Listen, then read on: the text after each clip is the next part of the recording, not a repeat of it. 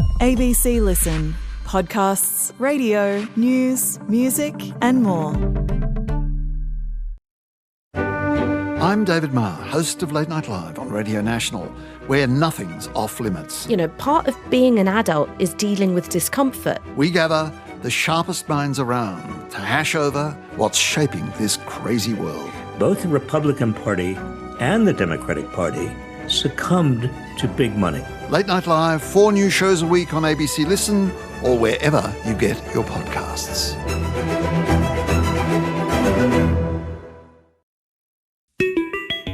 Hi, this is David Rutledge. Welcome to the Philosopher's Zone on ABC Radio National and ABC Listen. Great to be with you. We're exploring some really interesting terrain this week where reason and intuition clash. It would be a lot more comfortable for us if our gut and our brain perceived the world in the same way, but sadly they don't. And this can lead to the kinds of moral and existential paradoxes that make us uncomfortable or even make us a little terrified, depending on how far we care to push them. For an example of the uncomfortable clash between reason and intuition, you can't do better than the famous trolley problem. A runaway trolley is headed towards 5 workers on the track. You're on the footbridge standing next to a large person, and if you push that person onto the track into the path of the trolley, that person will die, but the trolley will be derailed and the 5 track workers will be saved. And while we intuitively feel that it's wrong to deliberately push someone to their death into the path of a speeding trolley, there exist several ironclad philosophical arguments to the effect that we actually should push the person off the footbridge. And if you want to go past moral discomfort and dabble in a little existential terror, consider the possibility that, in spite of what you take to be the evidence of your senses, you don't exist. That's another one where what we feel is contradicted by what appears to be bulletproof reasoning. Well, I find these paradoxes where reason and intuition fail to coincide endlessly fascinating, and so I was really interested to come across a book recently that explores a number of examples. It's titled Too Weird to Believe, Too Plausible to Deny: Mind-Blowing Philosophical Ideas. And it's a roundup of historical and contemporary philosophical arguments that come into direct conflict with what we take to be the world. And if we think about them hard enough, these arguments can fundamentally change our view of reality. Another wonderful thing about the book is that each chapter is written by a different author, and it's a truly stellar cast of philosophical talent.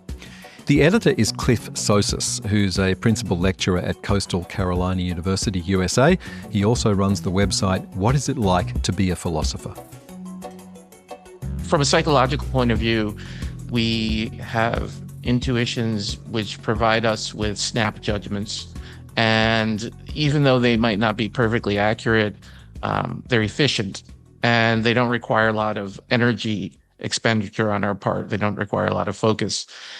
Whereas reason, requires focus, it requires energy, it requires time, but careful reasoning can get us, more accurate results in certain circumstances, but it's going to be circumstance dependent, right? If you were to always be thoughtful, you would get the wrong result in some circumstances.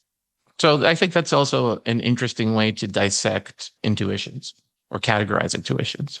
So reason is what's going to help me solve the problem of crime in large cities, but it's intuition that's going to tell me whether or not to walk down that dark alleyway. Yeah. In the moment itself. Yeah, that's right. That's right. So when reason and intuition come into conflict with each other in philosophy, is it generally the case that one should submit to the other? It's tempting to assume that when philosophy throws up an idea that is too weird to believe but too plausible to deny, it's the too plausible to deny aspect that should come out on top. And that in a clash between reason and intuition, I should usually go with reason. That's what my intuition tells me. What do you think? So I think our intuitions about how the world is, or how we ought to think about the world, are really easy to undermine. So we have a lot of common sense intuitions about the way the world is, but we might think that being biased prevents us from seeing the world clearly, or we might think that you should think for yourself when you're thinking about important issues. But it turns out bias helps us understand the world. Without bias, the world would be incomprehensible and indescribable. And that kind of conflicts with our common sense understanding of the role that bias can play and stereotypes can play in our understanding of the world, right?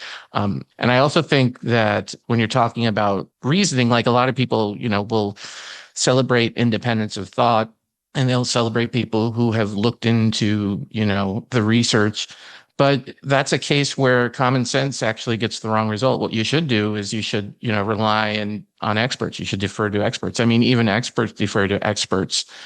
Your doctor will defer to like a cardiologist if you're having a heart problem, However, when you're thinking about like ethics, when you're thinking about moral issues, that's an area where you're thinking about whether or not your intuitions are informed by or a reaction to the facts, but you're also wondering how important your intuitions are relative to each other.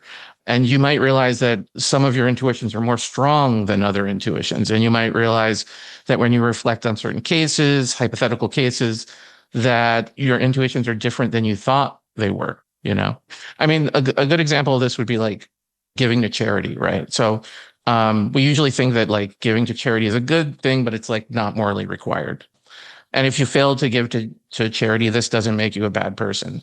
But then like you think of the example of the child drowning in the pond, the child you can easily save. And then you realize, well, like saving that child is morally required.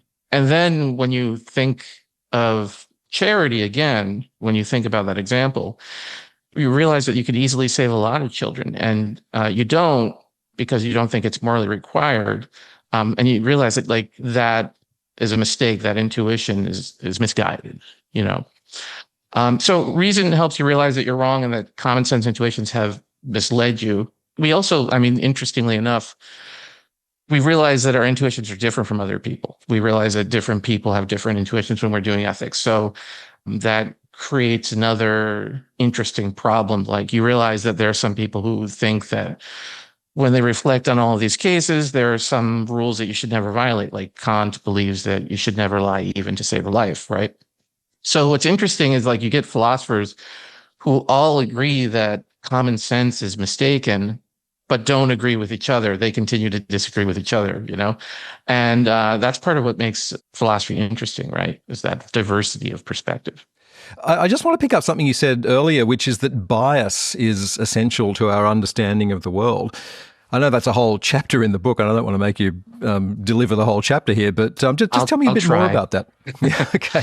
Yeah, so like the idea is like if you were to try to understand the world without categories, in the absence of judgments, in the absence of assumptions, right? You wouldn't be able to give structure to your sensory experiences. An interesting example of this is like language, right? If you didn't have categories to understand the noises other people make, you wouldn't be able to understand what they're saying. So categories and assumptions are going to be absolutely indispensable when you're trying to organize the raw flow of sense data.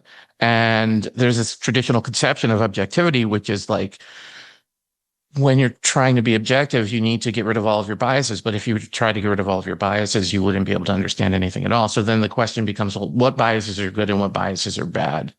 And then you have to explicitly articulate the criteria for what makes a bias good, rather than bad.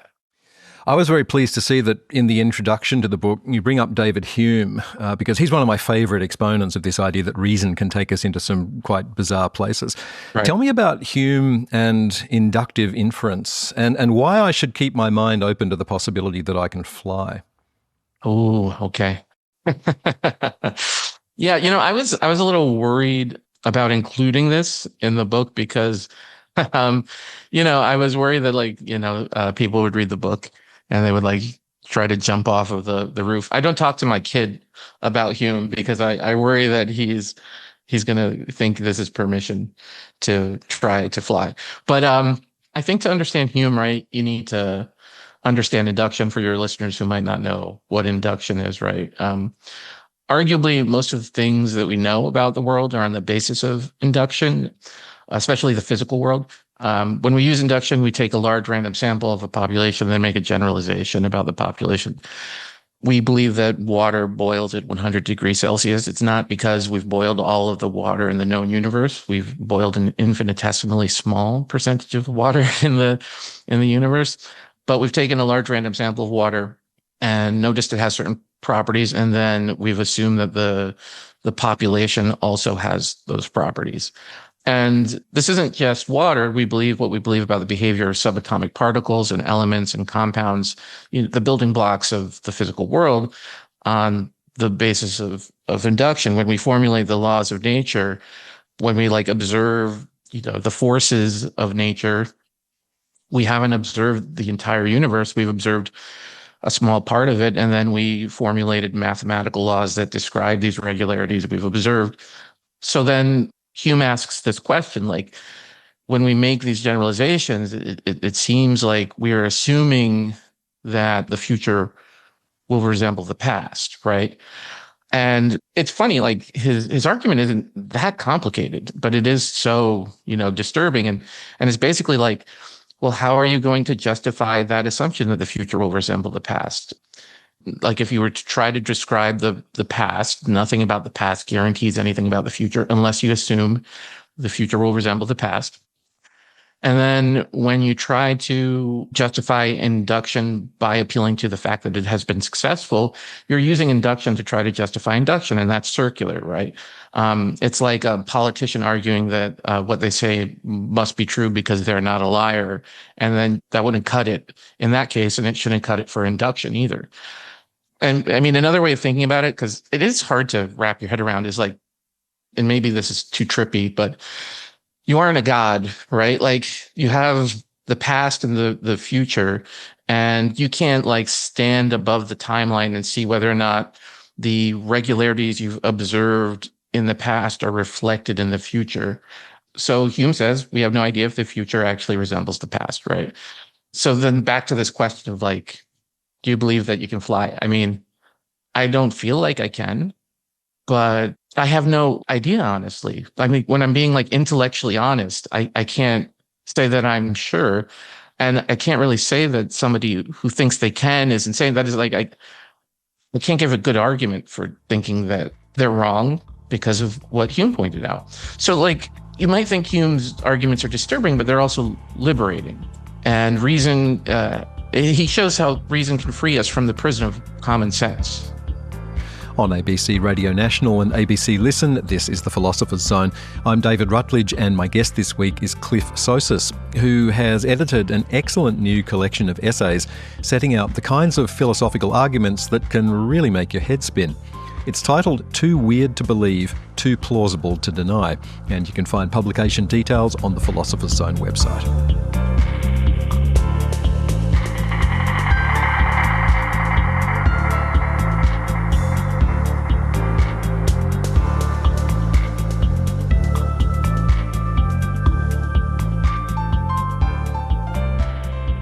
Well, let's get into some of the paradoxes that are outlined in the book.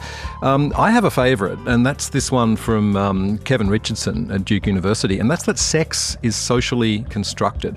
Bit of a cultural, political hot potato, this one. Yeah. Because we're not talking about gender, we're not talking about one's identification as a man or a woman. The argument explored in this chapter is that biological sex itself is socially constructed. I think about that one a lot. Can you take us through that? Yeah, it's funny. I just taught this in my class, and the reaction was mixed. But that's, I mean, the reason I got into philosophy is because I enjoy challenging my students, and I enjoy being challenged, right? So as you point out, right, many people tend to think that there are two human sex categories, and they reflect clear, distinct, purely observational, brute biological facts. They're supposed to be facts that are simply reported, like when a doctor says a baby is a boy or a girl.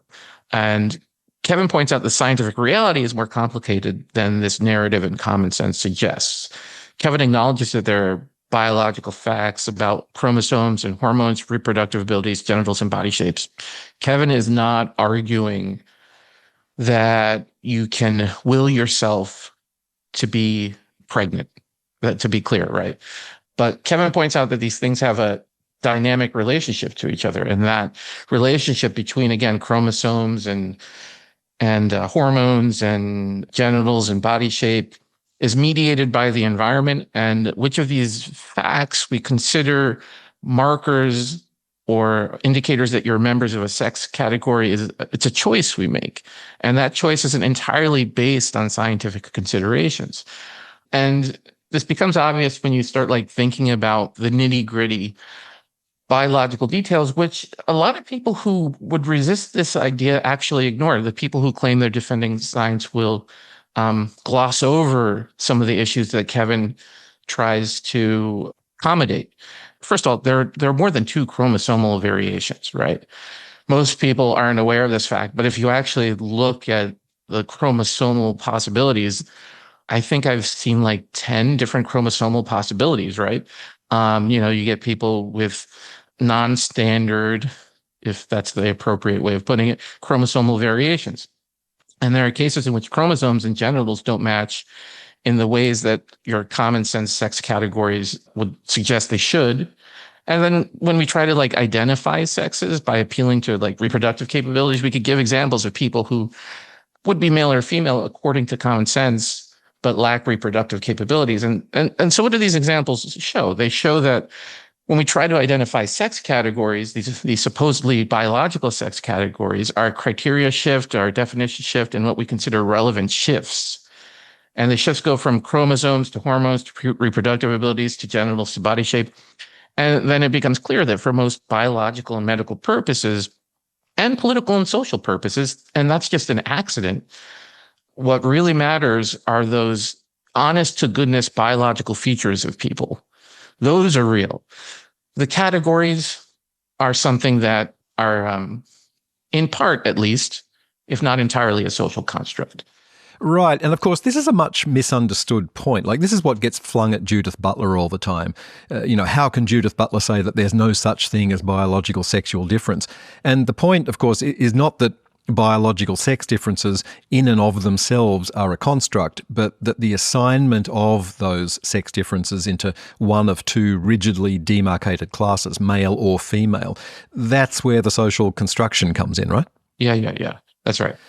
There's another very interesting moral counterintuitive put forward by Neil Levy, who's a professor of philosophy at Macquarie University in Sydney. This is the idea that nobody is responsible for their actions, meaning that nobody deserves to be treated better or worse just because of something they've done. That's a bracing proposal. How does that one track? Okay, so common sense suggests that we are in control of our actions, and we are responsible for the bad and good things we do. So if you murdered somebody in cold blood, you deserve to die or spend your life in prison, most people would say. And when people impress us, we want to praise and celebrate them. We want to reward them. And it's funny because even though that's what common sense seems to recommend, we're interested in the life stories of good and bad people. And when we look at those life stories, like for instance, like when we look at the life story of Mother Teresa or like Jeffrey Dahmer, right? Jeffrey Dahmer, the serial killer. Yeah. That's right. I don't know if you saw that Netflix documentary about Jeffrey Dahmer. It's very good. I highly recommend it. Yeah. Yeah. It starts to dawn on us that like good and bad people are the way they are because of a combination of their genes and their environments, right? It's hard to watch a detailed documentary about Jeffrey Dahmer and like not walk away with the impression that he had an odd upbringing. And he was, I mean, I guess the expression is an odd egg, right? He wasn't in control of any of this, is what Neil wants to say. It's a result of bad luck.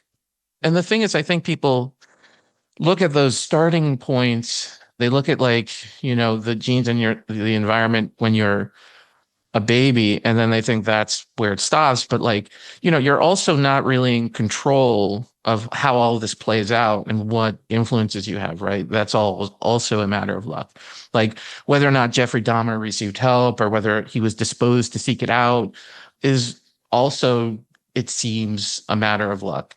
Jeffrey Dahmer didn't design himself. He wasn't the author of himself. It was luck. Luck designed Jeffrey Dahmer. Bad luck, right? And so when you think about it, this is true of all of us. All of us. It isn't just the bad people and the good people.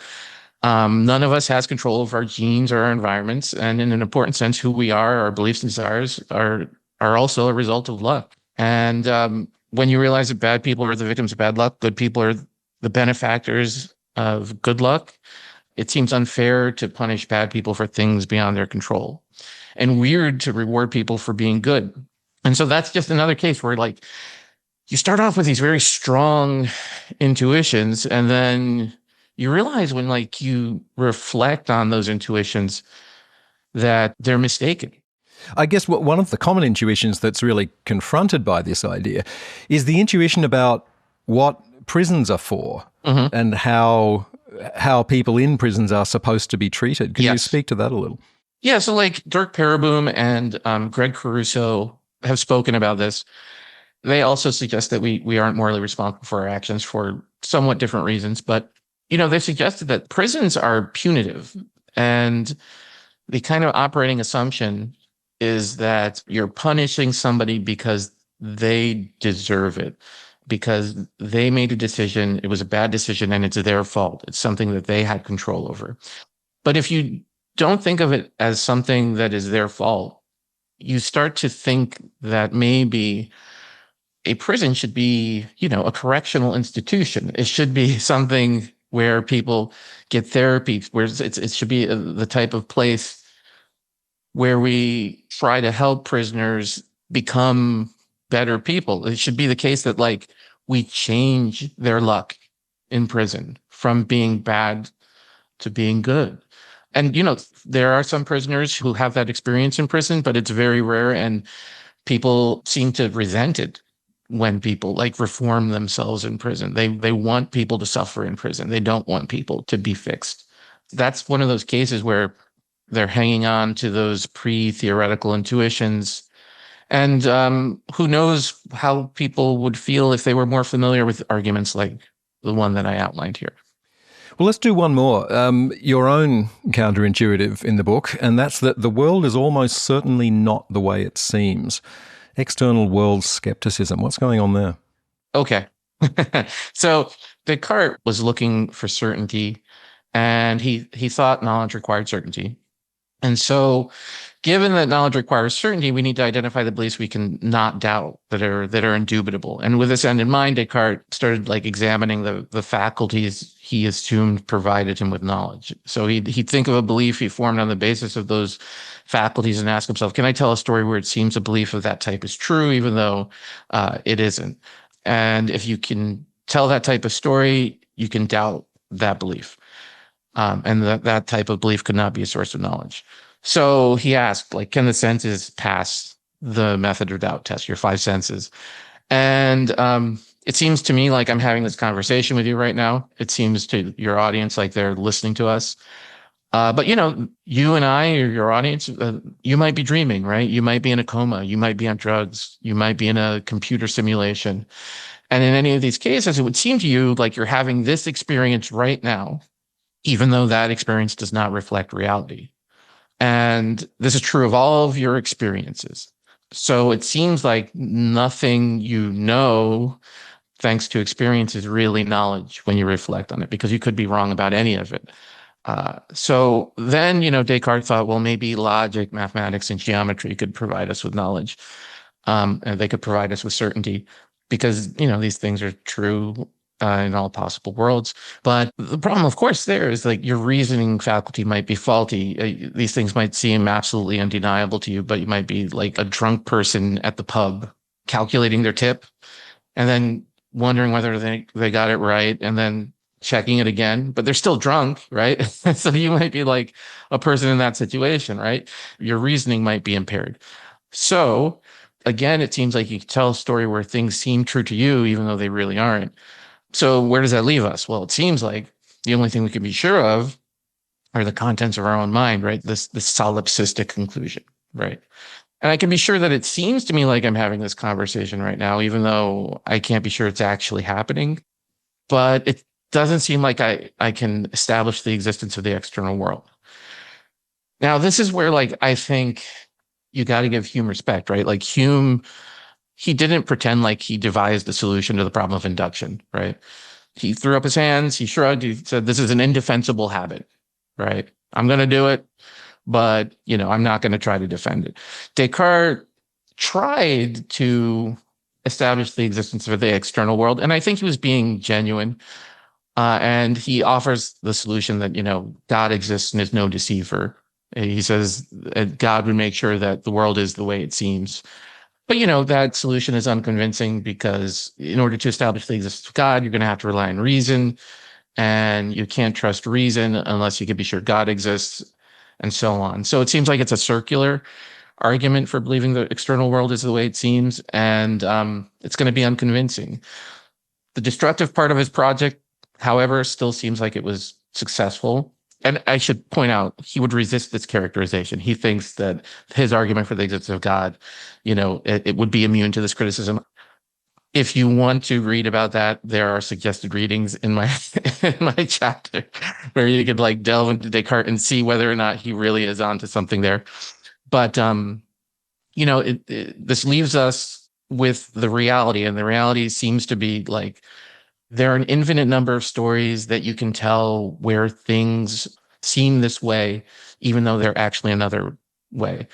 And given that there are an infinite number of stories where things are different, and only one story where things are actually the way they seem, it seems, subjectively at least, the probability that the world is the way it seems is infinitesimally low. Chances are the world isn't the way it seems. And there's no way to distinguish which world we're in, I wish there were. And so people hear this and they think, well, that's impractical. That doesn't matter. Who cares? And, it should be pointed out, first of all, they said the same thing about Hume. I think that we underestimate the role our changes in attitude can have in the way we think about other things and in our behavior. And, there's also an issue of consistency. We get upset when we're wrong about inconsequential things, right? We get upset when people claim that the moon landing didn't happen. So when somebody claims we're wrong about everything, it seems like that should also bother us. And I mean, you get upset about things that you can't do anything about all the time. I fret about politics constantly, right? And I can't do anything about it. I'm utterly helpless. I'm not going to go into any details here, but yeah. So, that seems reasonable to fret about politics. And so it's reasonable to fret about this, I think. Should philosophers be in the business of providing solutions? I'm always interested in this question. If we have a conflict between reason and intuition, do we just enjoy them, savor the ambiguities? Because it seems to me that in questions of metaphysics, that's definitely an option. You can just sit there and think, yes, this is interesting, and then go about your business. But I'm not so sure when it comes to moral philosophy, those questions of how should I live, what should I do, what should I not do, they seem to demand an answer, coming down off the fence. Would you agree with that? With all due respect, I don't think I do. So I don't think philosophers have a single function. And I think in the case of ethics, you would like it for there to be a consensus. I would love it if there was a consensus.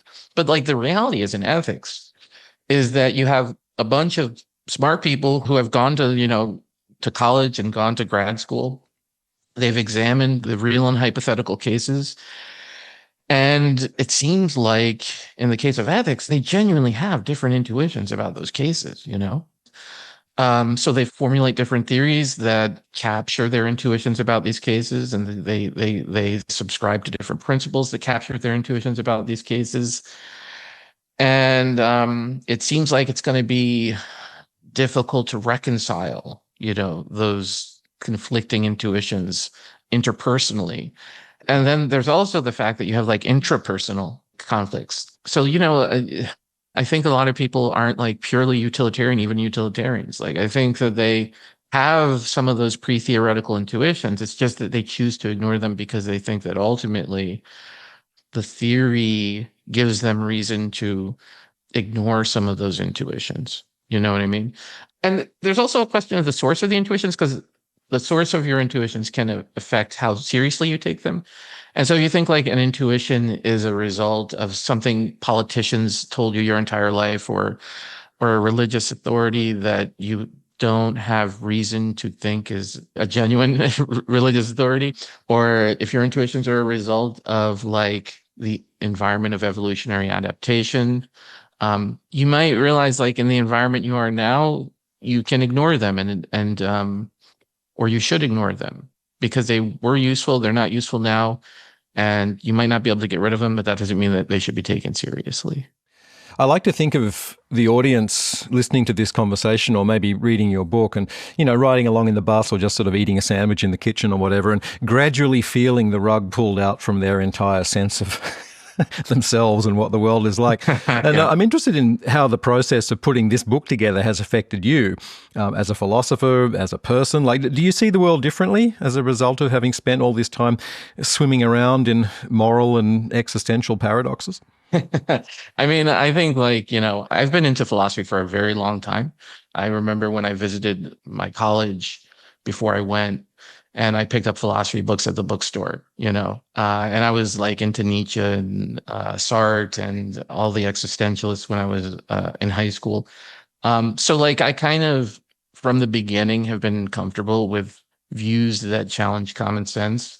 But, just before I put this book together, I did start wondering what philosophy was for and how long, I don't mean to be dark here, how long philosophy could survive and how I can approach teaching it that makes it relevant to my students. Because I teach quite a bit. And when I looked at the philosophical landscape, it seemed like a lot of philosophers were articulating and clarifying common sense, which, I think from a psychological point of view, common sense is fascinating. And from a sociological or anthropological point of view, tradition or the status quo are interesting. But philosophy wasn't appealing to me because it catered to the public. I think a lot of people are interested in what we have to say because we think outside of the box, we're a voice outside of the box, and they don't get that perspective from anybody but us. I mean, they can get weird perspectives, but they can't get the rigor that they get from a philosopher, arguments and evidence that support these kind of, interesting and weird things we say. And so before I started putting the book together, it also seemed to me like a lot of philosophers were imitating scientists in a way that kind of diminishes the uniqueness and significance of philosophy. They were kind of latching onto science because they're not sure if they have anything original to say. They now, look, to be very clear, I want to be very clear here. Right? There are many philosophers who are doing important scientific, philosophically informed work. Philippe de Brigard, who contributed to this volume, is an excellent example of that, right? But that said, I don't think you need to do science to do good philosophy. You could do good philosophy the way Socrates did it, right? Reflecting on the world and then offering insights about it. And maybe even reflecting on science and offering insights about it. And then also when I was in the process of putting together this book, I was thinking about how all of us who have studied philosophy professionally are overly obsessed with minutia. We offer minor variations of old philosophical positions that do not seem to make a difference to the important underlying philosophical debate that has been around for a while. And I think the reason we do that is because philosophical problems are difficult, if maybe impossible to solve in some cases, who knows? And so the way you distinguish yourself as a philosopher is to demonstrate your command of nuance, right? But the problem with that is that I'm not sure that it's interesting to people outside of the philosophical community. It's interesting to me because I was trained a certain way, but I don't know if it's interesting to non-philosophers who we have the ability to inspire, right? So putting together the book helped me realize I think philosophy still can create a radical change in perspective and behavior by extension. That's what makes philosophy awesome. Cliff Sosis, he's a principal lecturer at Coastal Carolina University, USA, and the editor of Too Weird to Believe, Too Plausible to Deny, Mind-Blowing Philosophical Ideas. Publication details on the Philosopher's Zone website, where we're also putting a link to Cliff's website, What Is It Like to Be a Philosopher?, where he interviews philosophers about their work and their lives. It's a fantastic collection of conversations, and I highly recommend a browse. The Philosopher's Zone is produced on the lands of the Bundjalung people by me, David Rutledge. Thanks so much for joining me this week. See you next time.